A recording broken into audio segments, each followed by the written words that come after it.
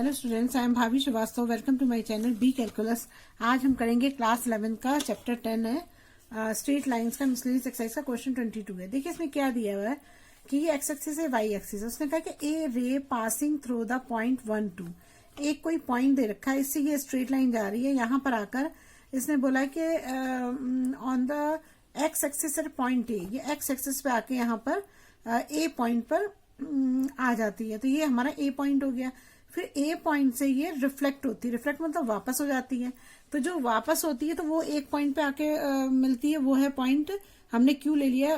उसके जो कोऑर्डिनेट दे रखे हैं वो 5 3 दे रखा है। तो हमें जो ये कोऑर्डिनेट दे रखा है, इससे हमें के और क्या होगा कि इसमें हमें जो मतलब ए पॉइंट निकालना है हमें। तो अब जब ये एक्स एक्सिस पे है तो इससे वाई तो जीरो ही होगा, क्योंकि एक्स एक्सिस पे चल रहा है तो वाई जीरो कर दिया मैंने। और जो एक्स एक्सिस पे यहाँ से यहाँ तक मुझे पता नहीं है तो मैंने इसे के लेट कर लिया। तो देखिए अब इस क्वेश्चन को कैसे करते हैं। इसमें सबसे पहले हमें ये देखना पड़ेगा कि यहाँ पर इसको निकालने के दो तरीके हैं। एक तरीका तो ये है कि मतलब इसको ये वाला पॉइंट और ये वाले दो पॉइंट दे रखे हैं, तो हमें इसका पॉइंट निकालने के लिए स्लोप निकालनी पड़ेगी ना। तो हम यहाँ से इसको दो मतलब पी और ए लेके इसका स्लोप निकाल सकते हैं, और यहाँ से पी क्यू लेके यहाँ का स्लोप निकाल लेंगे, इससे भी निकाल सकते हैं। और अब देखो एक दूसरा है एंगल से। एंगल से क्या कर सकते हैं, जैसे मान लीजिए अब ये एंगल है कोई भी, तो अब ये एंगल हमें पता नहीं है तो हम इसे थीटा लेट कर लेते हैं। अब थीटा लेते हैं और यहाँ पर ये आपने पहले भी फिजिक्स में पढ़ा होगा कि बीच में एक नॉर्मल रिफ्लेक्टेड और इसके रे के बीच में, इंसिडेंट रे और रिफ्लेक्टेड रे के बीच में एक नॉर्मल लाइन जाती है ना, नॉर्मल रे जाती है। इसे हम एम ले लेते हैं। तो ये नॉर्मल रे जो जाती है ये क्या होता है, ये परपेंडिकुलर होती है ना। अगर ये परपेंडिकुलर है तो इसका मतलब क्या होगा कि ये पूरी की पूरी जो है यहाँ से यहाँ तक ये 90 डिग्री की होगी, ये 90 डिग्री की होगी। जब ये 90 डिग्री की होगी, ये पूरा 90 डिग्री का होगा। तो लेकिन अगर हम इसको निकालना चाहें, ये मान लीजिए ये पूरा का पूरा 90 डिग्री है, यहाँ लिख देती हूँ ना, 90 डिग्री ये पूरा का पूरा है। अगर हम इतनी दूर का निकालना चाहेंगे तो क्या करेंगे, इस पूरे में से थीटा को माइनस कर देंगे। तो ये क्या हो जाएगा, हमारा 90 माइनस थीटा हो जाएगा। होगा नहीं होगा 90 माइनस थीटा, 90 माइनस थीटा हो जाएगा। अब देखिए अगर हमें ये वाला पॉइंट निकालना हो तो हम कैसे निकालेंगे। अब हमें ये वाला पॉइंट निकालना होगा तो अब ये टोटल तो कितना होता है, ये पूरा टोटल 180 का होता है ना, 180 का होता है। अगर हम इस 180 में से थीटा को माइनस कर दें, अब हमें ये पता है कि ये रे जो है ये इंसिडेंट रे है, ये रिफ्लेक्टेड रे है। तो जब ये 90 माइनस थीटा है तो ये भी तो 90 माइनस थीटा होगी। तो ये जो टोटल होगी हमारी ये जो टोटल हमारा जो है यहाँ से यहाँ तक अगर हम देखेंगे तो यहाँ से यहाँ तक जो आएगी ना, जो ये आएगा, ये एंगल जो है हमारा 180 माइनस थीटा हो जाएगा ना। समझ में आया आपको। पहले हमने इस वाले को थीटा लिया और फिर हमने एक बीच में नॉर्मल रे लिया जो परपेंडिकुलर होती है। परपेंडिकुलर होने के कारण ये पूरी की पूरी 90 हो गई। लेकिन जब हम इन दोनों के बीच का निकालेंगे तो क्या होगा, ये थीटा माइनस करना पड़ेगा तो 90 माइनस थीटा हो जाएगा।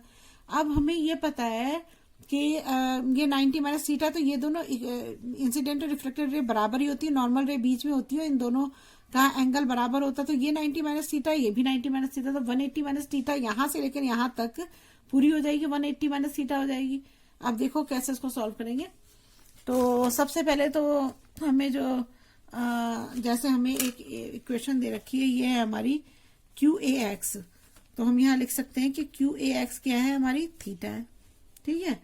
और जो ये हमारी ये एम लिया ना, एम ए जो है हमारी क्या है, एम ए इज नॉर्मल, ये नॉर्मल है, नॉर्मल रे है ना ये। तो ये क्या होगा, एम ए एक्स, ये क्या हो जाएगा, 90 डिग्री की हो जाएगी।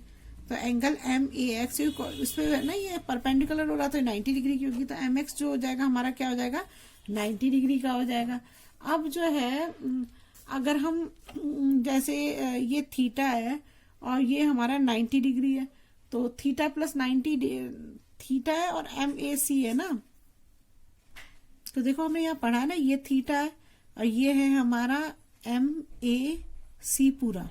तो ये एम ए सी जो पूरा है वो क्या 90 डिग्री है ना हमारा। तो 90 डिग्री है तो हमें ये थीटा था और ये 90 डिग्री, तो 90 माइनस सी मतलब इस पूरे में से थीटा को माइनस कर दोगे तो ये चीज हमारी निकल जाएगी ना।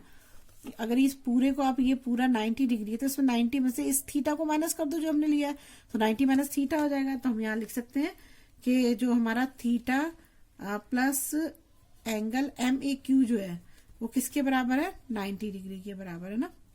और अगर हमें MAQ निकालना है, MAQ एंगल निकालना मतलब ये वाला बीच वाला, ये यहाँ से यहाँ तक, तो हमें क्या करना पड़ेगा, 90 माइनस थीटा करना पड़ेगा, ठीक है ना। तो हम यहाँ लिख सकते हैं एंगल ऑफ इंसिडेंस, क्यों होगा ऐसा,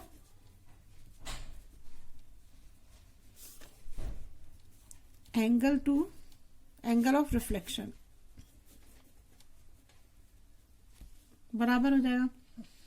अब देखिए, इसलिए हम ये भी लिख सकते हैं, देखो कि एंगल MAP, जो ये एंगल देखो ये MAP है और MAQ, ये तीनों इक्वल होंगे क्योंकि एंगल ऑफ इंसिडेंस और एंगल ऑफ रिफ्लेक्शन बराबर होते हैं।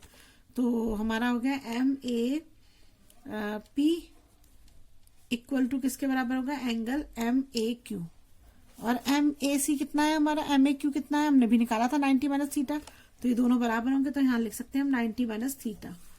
तो अगर हम इन सबको प्लस करें तो क्या होगा हमारा, अगर एंगल PAX लेते हैं, मतलब ये वाला यहाँ से यहाँ तक लेते हैं, तो इसमें ये सारे आएंगे ना, तो क्या आएगा, एंगल PAX इक्वल टू क्या होगा, एंगल MAP,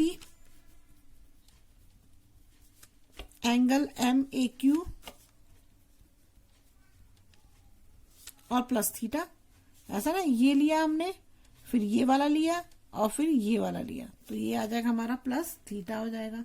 अब जब इसको आप सॉल्व करोगे तो इसमें क्या होगा, MAP हमारा कितना था, 90 माइनस थीटा, देखो ये MAP MAQ तो बराबर है, तो यहाँ 90 माइनस थीटा हो गया, यहाँ पर भी 90 माइनस थीटा हो गया, ये प्लस थीटा है, तो जब आप इसको प्लस करोगे तो क्या आएगा, यहाँ पर 180 आ जाएगा ना, 180 आ जाएगा, एक थीटा से एक थीटा कट जाएगा, एक थीटा बचेगा, तो 180 माइनस थीटा, तो मैंने यहाँ 180 माइनस थीटा ही तो लिखा है, ये आ गया हमारा पूरा एंगल PX।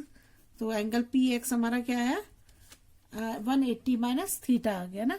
तो अब हमें क्या करना है, अब हमें तो अभी स्लोप निकालना है ना, तो स्लोप का फॉर्मूला क्या होता है, M इक्वल टू होता है, पहले यहाँ लिख देती हूँ ना, लाइन PA का स्लोप निकालते हैं ना, यहां निकाल लेते हैं ये लाइन PA, फिर लाइन QA, इन दोनों का स्लोप निकालते हैं। तो स्लोप का फॉर्मूला हमारा क्या होता है,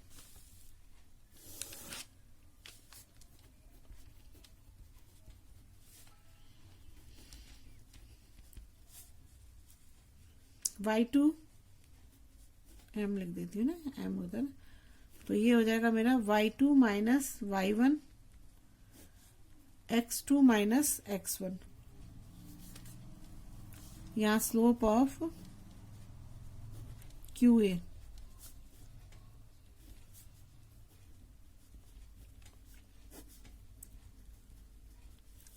इसमें देखिए हमें 2 पॉइंट जो देंगे, हम एक ये वाला 1 2 और KO लेंगे ना, तो हमारा हो जाएगा 1 2 और KA हो जाएगा ना, तो ये मेरा हो जाएगा, ये x1 हुआ, ये x2 x1 y1 हो जाएगा, ये x2 y2 हो जाएगा ना। और ये दूसरा पॉइंट यहाँ पे क्या होगा, K0 और 5 3 हो जाएगा ना, तो ये हो गया मेरा 5 3 और KO हो गया K0। तो अब मैं क्या करूंगी यहाँ पर, तो ये हो जाएगा मेरा x1 y1, ये मेरा हो जाएगा x2 y2, ये मेरा हो जाएगा x1 y1, ये हो जाएगा मेरा x2 y2, ये हो गया ना। अब y2 हम लेते हैं, y2 है मेरा 0 है ना, 0 है, तो ये क्या हो जाएगा, y2 हो जाएगा मेरा 0 और y1 है 2, और अपॉन हो जाएगा यहाँ पर x2 है मेरा k और x1 है मेरा 2, नहीं 1 है, 1 आ जाएगा ना, तो यहाँ पर क्या आ जाएगा, -2 अपॉन k -1 हो जाएगा। यहाँ पर इसको सॉल्व करती तो क्या आएगा, यहाँ पर यहाँ y2 है मेरा 0 और y1 है मेरा 3, और यहाँ पर क्या हो जाएगा, x2 है मेरा k और x1 है 5, तो यहाँ पर आ जाएगा मेरा -3 अपॉन k -5, ये मेरी दो वो आ गए ना। तो अब मेरे पास क्या था, क्या हमने पढ़ा था, जो PA एंगल है, जो PA एंगल है वो क्या बना रहा है, जो PA है वो किसके बराबर है, PA makes angle 180 minus theta, ये निकाला ना हमने PX 180 माइनस थीटा, तो 180 माइनस थीटा है यहाँ पर। तो जब 180 माइनस थीटा है तो ये क्या होगा, ये होगा और पॉजिटिव एक्स एक्सिस पे है ना, पॉजिटिव एक्स एक्सिस पे, ये ध्यान रखना हमको ना। आप देखिए पॉजिटिव एक्सिस पे तो क्या होगा, स्लोप ऑफ पी ए जो है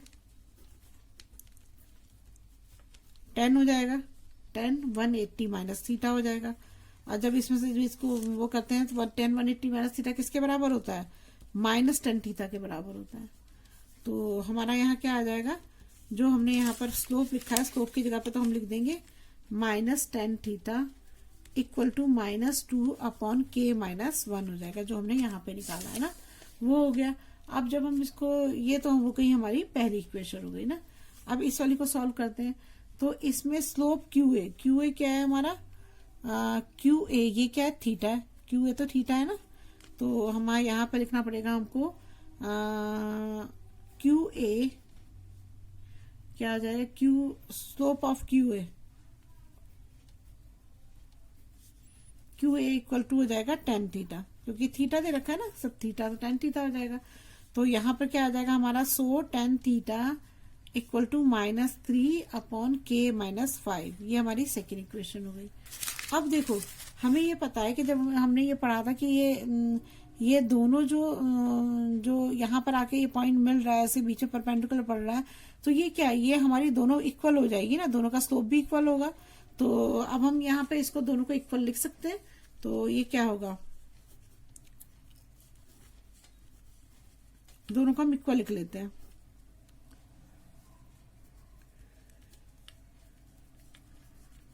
-3 के -5 हो जाएगा। देखो यहाँ पर माइनस था ना, और इधर भी माइनस था, तो माइनस से माइनस कैंसिल हो गया, इस माइनस से ये माइनस कैंसिल हो जाएगा, ये देखो। तो यहाँ 10 थीटा इक्वल अपॉन 2 के -1 हो गया, वो मैंने लिख दिया।